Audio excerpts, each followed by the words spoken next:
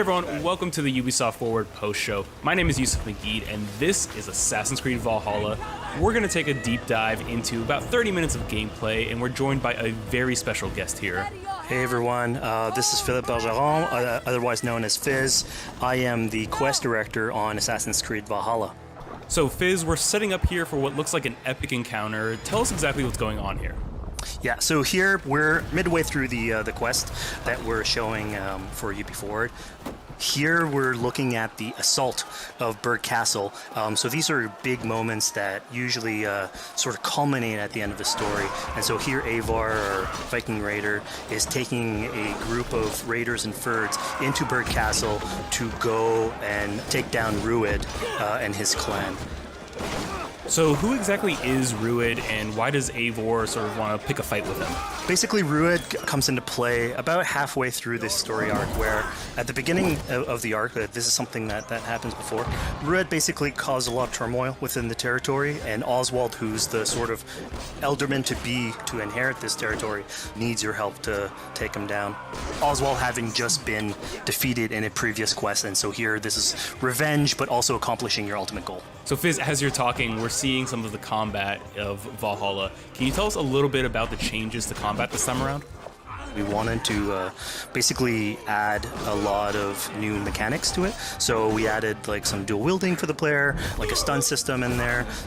And we really needed to do this to sort of portray that sort of the brutality that comes with being a Viking in this day and age. So it sort of fits into that the time and the character.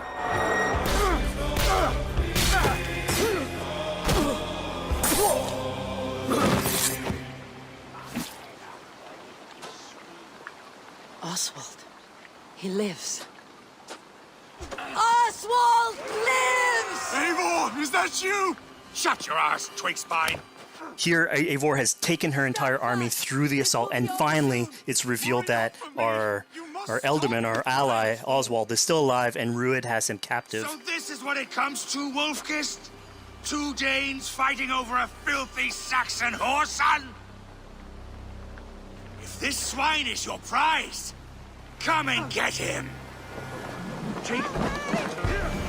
So now that we've seen that Oswald is alive, we have Rued within our sights. What's the next step here? So the next move for Eivor is to finally face off against Rued. She has her allies, they can take care of the rest of the army. Now it's time to go one-on-one against Rued in one of our boss battles, actually. Your battle is not yet won, Oswald. And it's worth pointing out, actually, that here what we're showing is the player going and facing off against Rued aggressively, but we tend to always have to support a 360-degree approach in these things. So the player could have approached this a little bit more stealthily and gotten at least like a good critical hit on either Rued or his wolf, and so you can play this a little bit more strategically if that's your playstyle.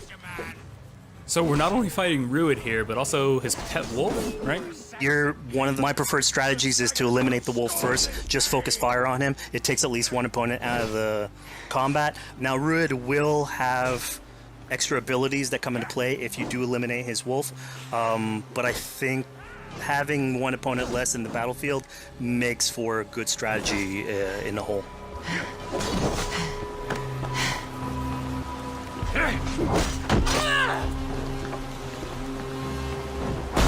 Your efforts. Only the cold dark of Niflheim awaits you.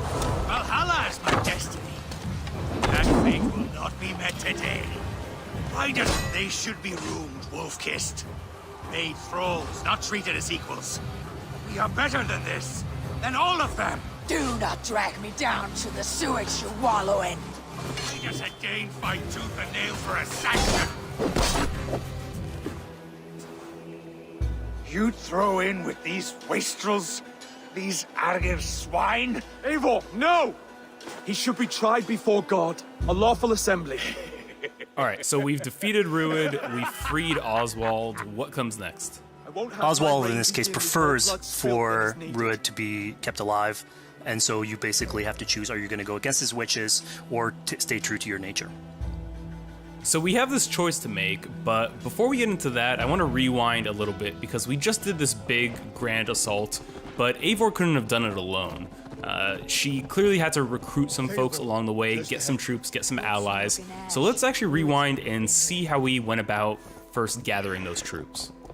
Right. So when coming up to an assault, it's a game of numbers. Eivor can go into pretty much any location and be a stealthy Viking, eliminating some of the assets, which ultimately would be a strategy. You can do that, and you'll have some of the ingredients or of the assets there that will have been sabotaged, but you still need an army. So here what we're seeing is Eivor going around the countryside and raising what we call a fyrd, which is the men and the women of the territory who come up and fight in the name of a king. So here Eivor is going around and trying to convince people to fight in the name of Oswald to finally take down the oppressor that is Rued. Defending East Anglia, defending you. Will you not do the same? What? Die in defense of a lost cause?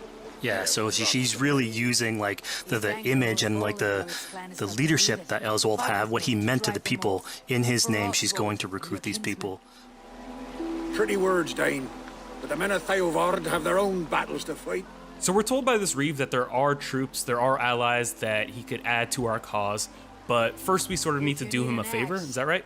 Yeah, so obviously these people have been run down by Rued and the impact he's had on the territory, so I think a lot of these people have sort of lost hope.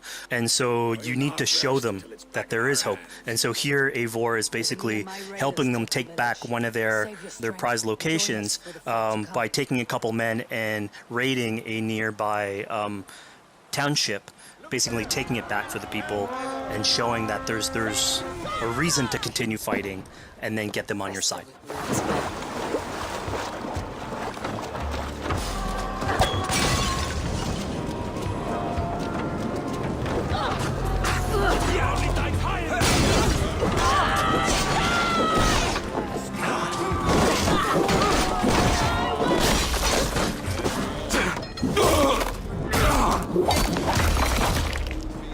When Eivor does this, obviously you have access to a full suite of abilities. So again, the improvements that we've done to the fight system, you have some brutal axe throwing in there. You have archery or like range combat abilities in there as well. So really, again, like depending on what your playstyle is, you can customize your loadout and go in there how you wish.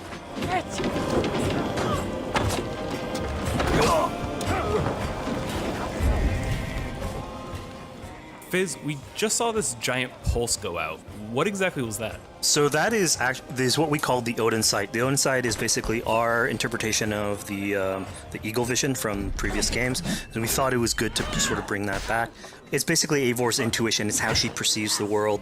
When player uses that, it'll highlight basically interactive objects, like things that will bring her an advantage. So we'll have arrows, like health consumables that are in there. So it really is like a good way of sort of understanding the world and showing you like things that you can go and touch. Yeah, I mean, speaking of things we can touch, we just picked up this awesome new weapon. It's something we wanted to play with on Assassin's Creed Valhalla, where we have fewer weapons in the game, but you can invest in them more, so they become your weapon. And so depending what your preferred playstyle is or your preferred weapon type, then you can go and choose, I'm gonna fight with this weapon and invest heavily into that. Not only are we looting weapons, but we see something here called the Book of Knowledge. Can you tell us a little bit more about that? They unlock skills for the players. So here you can see the Valkyrie dive that has just been unlocked. We have these spread out throughout the world, so again, to promote exploration and discovery. As you travel through the world and you explore locations, you can find these books that will add abilities that you can go and invest in, put into your loadout, then go into the different locations with the different quests in the game and use those depending on what your playstyle is. Now we've recaptured this village, we've secured more troops for our assault. Let's jump back now and figure out what we want to do with Rued. The rightful king of East Anglia has spared your life today, and so it will be.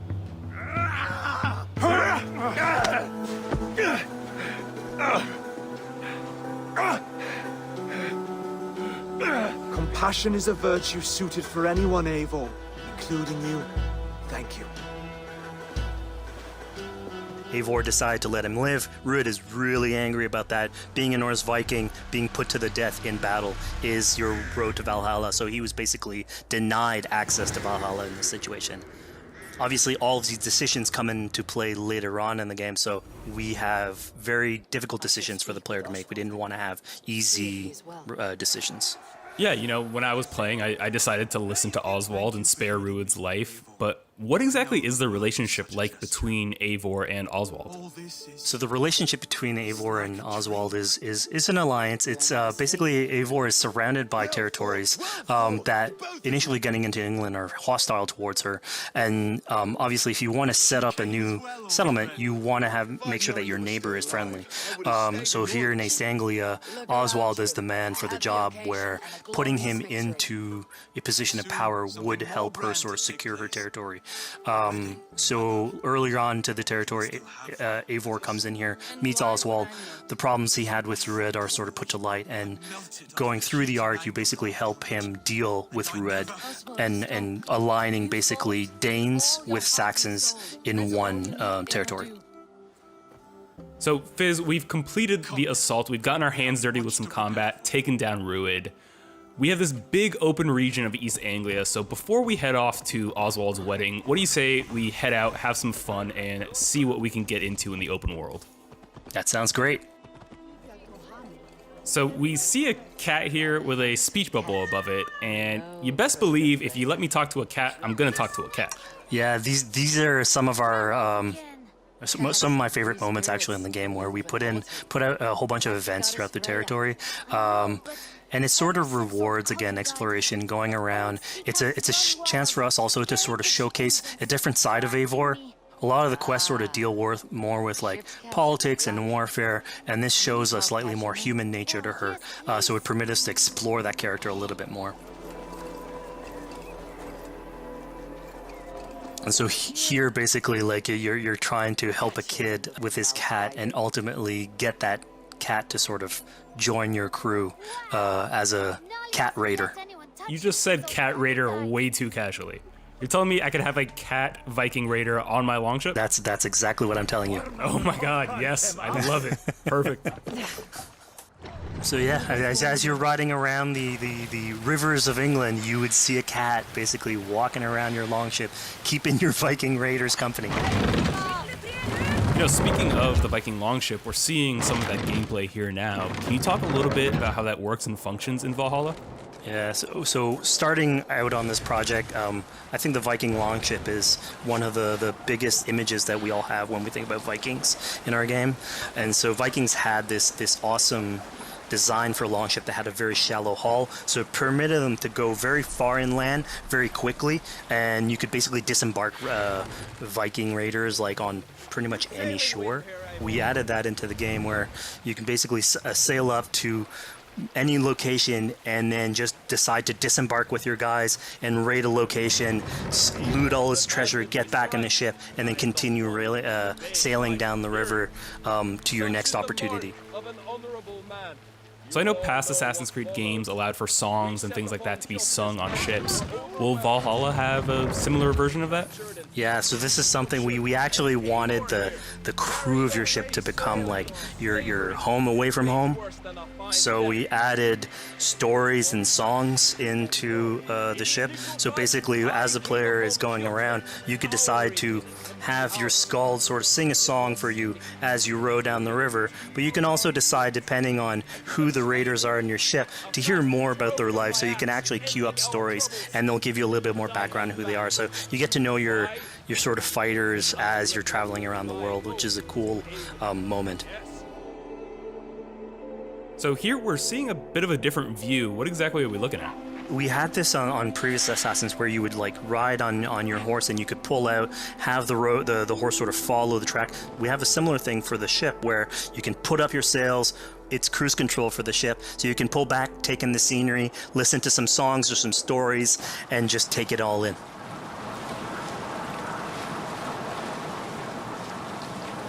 So, you know, speaking of Viking songs, we have an activity here that's not exactly singing, but kind of related, right? Yeah, so here what we have is what we call flighting, which was an activity that Norse people would partake in.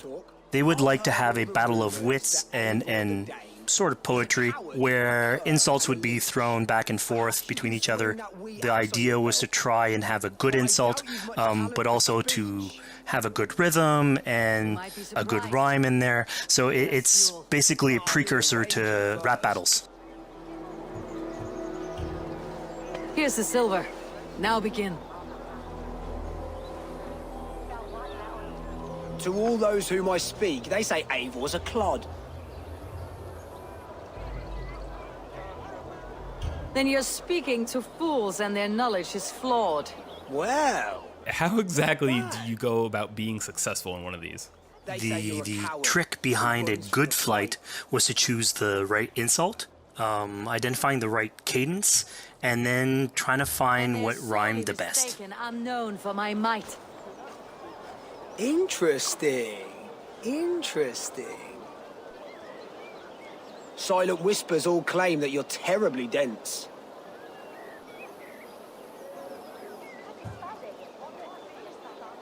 Then you've clearly misheard them. My wit is immense. Oh, you looked out with that one.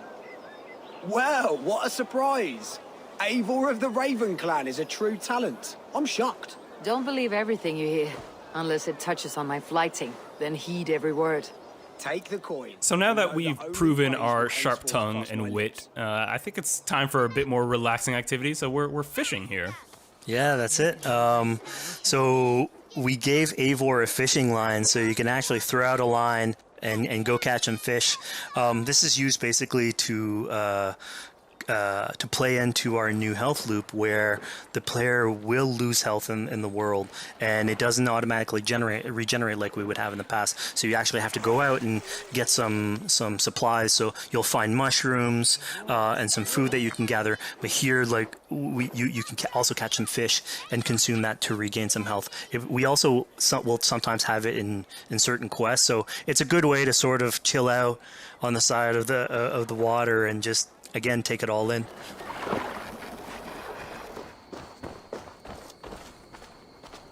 So this is what we call one of our offering altars. So the idea is that you find these around the world and you make offerings to it. So it'll take like animal parts and stuff that you can find throughout the world.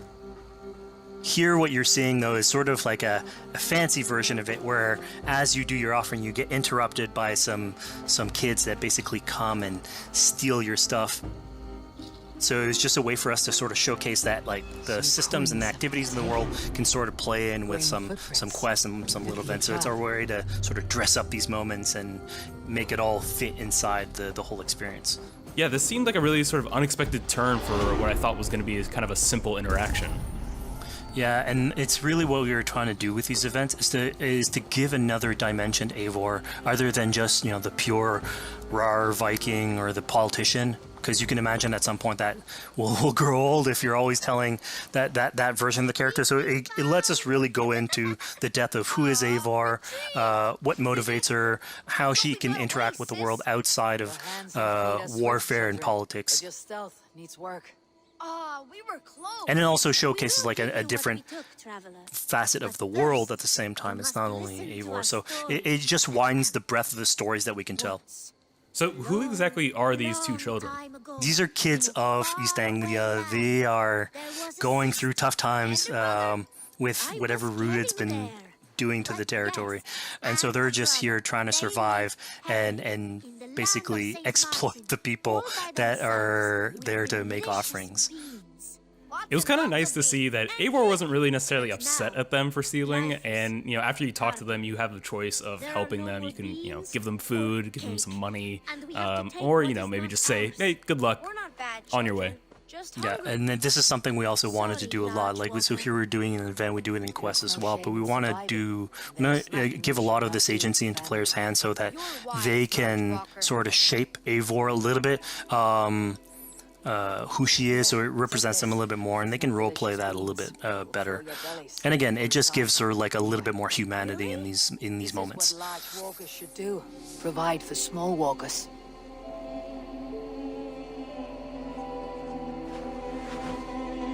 Here, large walker. A necklace. Yes, it's a St. Martin seal. You're welcome here anytime, Large Walker. You're one of us now. Visit us, okay? I will. Take care now, small green walkers. So I think AC veterans might recognize this here, but what exactly is Eivor chasing down? Yeah, so here you're seeing Eivor running down one of our tattoo images. So this is challenging the player on free run abilities, but also for fans of the series, sort of pulling at their heartstrings for some beloved features. So are we going to be able to tattoo Eivor? Yes, by collecting these tattoos, you actually bring them back to your settlement, and then you can customize different body parts, having different tattoos everywhere.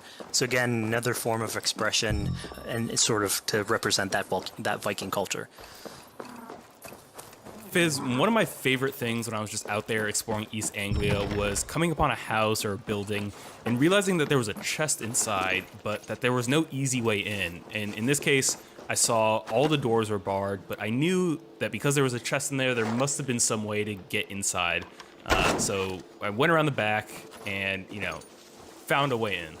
Yeah, I'm glad you actually caught on to that. You're pointing at something that we wanted to work on a lot on Valhalla, where we wanted the exploration to make you feel smarter. So we played a lot with puzzle solving, so making sure that every house that you find sort of appeals to you, like it draws your attention, and then when you want to come and explore, it's not given to you. You still have to work for it a little bit, so it'll challenge you on your observation skills, logic, just trying to find how do I get into this. So we play a lot with level design, quest design to offer challenges to players, and you basically come out of it like with a better feeling for the exploration, but you also get to see more of a story behind these locations, which we've crafted. So it gave us a little bit more time to sort of slow down the experience and tell a different version of a story.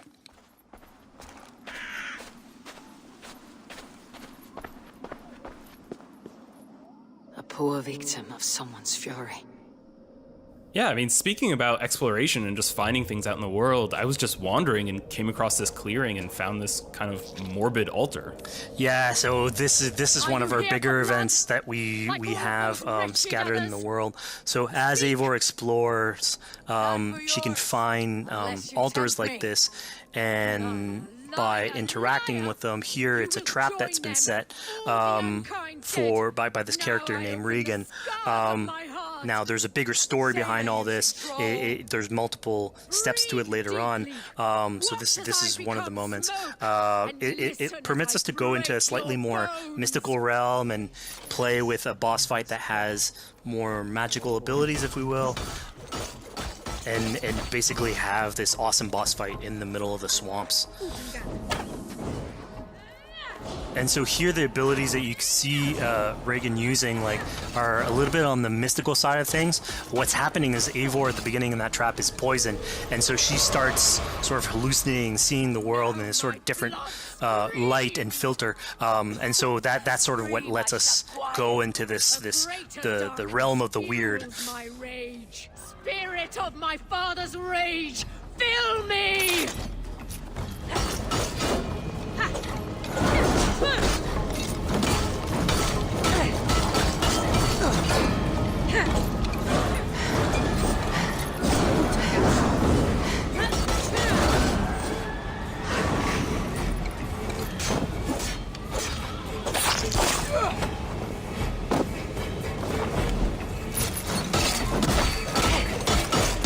Enough is crackling and bloodshed. Let rest your demons. So we just saw here that Regan belongs to something called the Daughters of Lyrium. Yeah, that's correct. By finding the other daughters, you'll get a little bit more backstory on who they are, so we don't want to spoil that too much. But it creates like a sort of greater story that is not on the main path in any way, but it is still very rich and adds to the lore of this world and actually plays into history. So we just had a really exciting, really intense boss battle. I think it's time for something a little bit more relaxing and calming now. Yeah, it's all about pacing yourself with the highs and the lows. So here we have a low chill moment of what we call building a cairn. So Eivor, as she explores the world, will find these sort of meditative areas where you have a pile of rocks that you could just stack on top of one another using physics. And I mean, yeah, the ultimate goal is to try and get the highest pile of rocks, but really it's about taking in the sights, relaxing, taking a step back, and just building something. Together we stack stones into cairns. These? Yes. Think of this as a test of mind and wit. Stack the cairn stones high and wide into any shape you like. I mean, you can spend as much time as you want building these things, making them as high as you want, as weird as you want. I'm sure like a lot of these stuff will end up on the internet, like people comparing structures. And the cool thing is that once you've built it and you decide to get out of it, it sort of stays there. And so that's yours, right? And until the moment where you come back and you want to build a new one, it's sort of cool that we were able to give that to players to express themselves. At this point in the demo, we've explored East Anglia, we've met some children, we've broken into a house, we fought a boss, we built a cairn. I think now it's finally time to go and head off to Oswald's wedding. Yeah, so this is the moment it's all been building up to. By the moment you get into the territory, it's sort of like mentioned by Oswald that he's trying to get married with his Dane lady. And so as you go through the arc, that's sort of like the underlying thread. Really, it's about Rued creating turmoil in the territory and helping Oswald sort of get above that and show that he's a good leader. And so you finally, after going through all of that arc, finally get these two together, go through their wedding, and you're invited to attend the ceremony. And then all the activities and fun times that comes afterwards.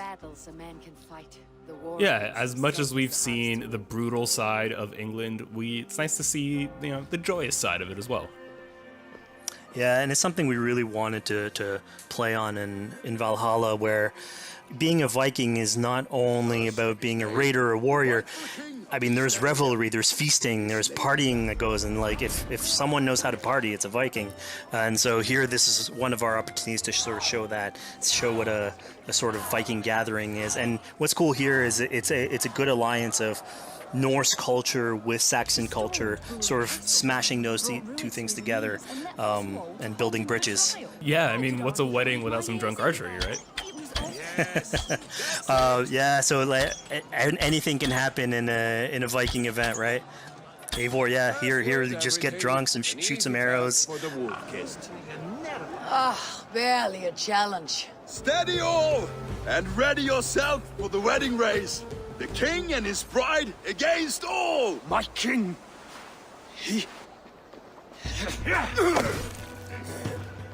So here we see the decision I made to spare Rued came back to bite us. Yep, that's the decision you made, coming back. So as we said before, all of your decisions have consequences, and this is a big one. I challenge you. I accept. You're basically presented with the option to sort of step in for Oswald, fight the fight for him, or let him go and fight his own fight. Yeah, personally, I chose to fight myself because I thought Eivor is the type of person who likes to finish what she started. Plank by plank, and a dead king cannot keep his oaths. Let me finish this. Oswald, you gutless Arya swine! I'll slay the wolf-kissed, then hang you with your own tongue.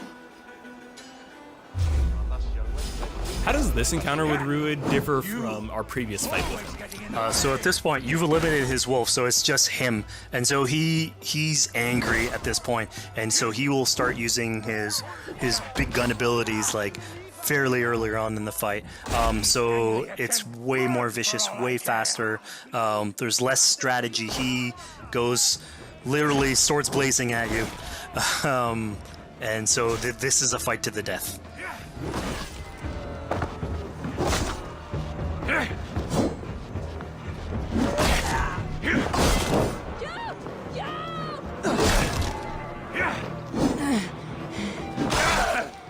And of course, here, like, this is a decision you made to go and fight him, but there's multiple outcomes to this scenario. You could have let Oswald fight his own fight and prove basically his station as the rightful leader. If you had eliminated Rued, obviously this would not have happened. It would have been a slightly more joyous occasion. But ultimately, in all scenarios, you still have an alliance with Oswald. He's proven to be the right leader for this territory and to be a good ally for you. A great service. I promised you an alliance, and now you have it. And one day I will need you to make good on that alliance. So we're about to take off from the wedding, but Eivor decides it's a good idea to check up on her friend Finner. Yeah, so Finner is probably one of the more recurring characters in this arc. You get to meet him very early on. He's a very endearing character, sort of used to have a Viking life, sort of misses it, and going through all these adventures together is sort of like lights that fire back, and so he's willing to join you in your raiders. So he's one of many raiders that you'll encounter in the game, and you can sort of recruit, bring back home, and then have them sort of join you on your adventures on the Longship. He can tell you these stories that we're telling you about. You get to know a little bit more about him. So again, it's a fun way to sort of discover more about these characters that you meet and bring them along for adventures. Together, I'll gather my things. Well, folks, we've come to the end of our Assassin's Creed Valhalla playthrough. Fizz, thank you so much for joining us. When and where can people play it? Assassin's Creed Valhalla will be out on Xbox Series X and PlayStation 5, and is coming to Xbox One, PlayStation 4, PC, and Stadia on November 17th. Assassin's Creed Valhalla, available November 17th.